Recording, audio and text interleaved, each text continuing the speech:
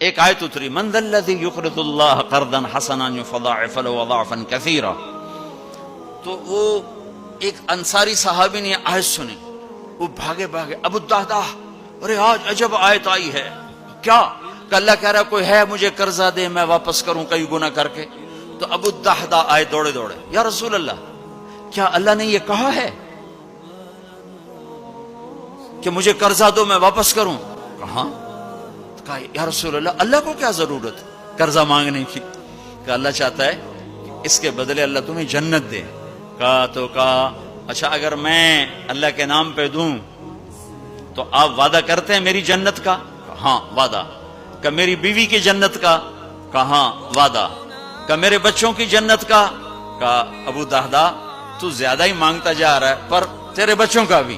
کہا یا رسول اللہ ہاتھ بڑھائیں, میرے 2 باغ ہیں دونوں اللہ کے نام پہ صدقہ.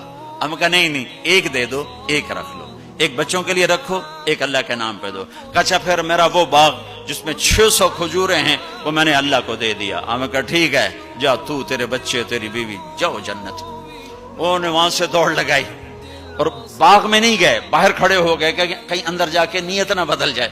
جیسے یعنی لوگ سودے سے پھرتے ہیں, دوڑم سارے لٹو بنے ہوئے, 4 پیسے اوپر گیا سودے سے پھر گئے, 4 پیسے نیچے گیا سودے سے پھر گئے. جیسے ایمان اور زبان کا بول کوئی چیز ہی نہیں. پیسہ ہی خدا بناؤں گا, پیسے کے پیچھے ہی ایمان بھی بک رہا ہے, عزت بھی بک رہی ہے, غیرت بھی بک رہی ہے. میرے نبی نے فرمایا میرا امتی ہر گناہ کر سکتا ہے, ایک جھوٹ نہیں بول سکتا, ایک دھوکہ نہیں دے سکتا. سارا کراچی جھوٹ اور دھوکے کا.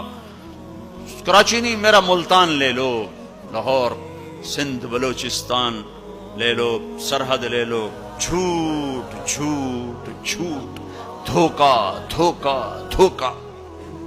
میرا امتی ہر گناہ کر سکتا ہے, جھوٹ نہیں بول سکتا, دھوکہ نہیں دے سکتا.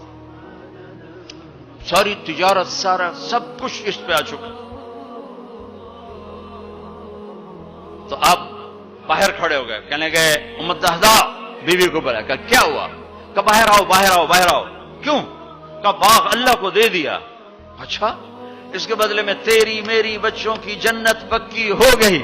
ان کا ربح البیع ربح البیع, مبارک ہو مبارک ہو, بڑا اچھا سودا کیا, بڑا اچھا سودا کیا, بڑا اچھا سودا کیا.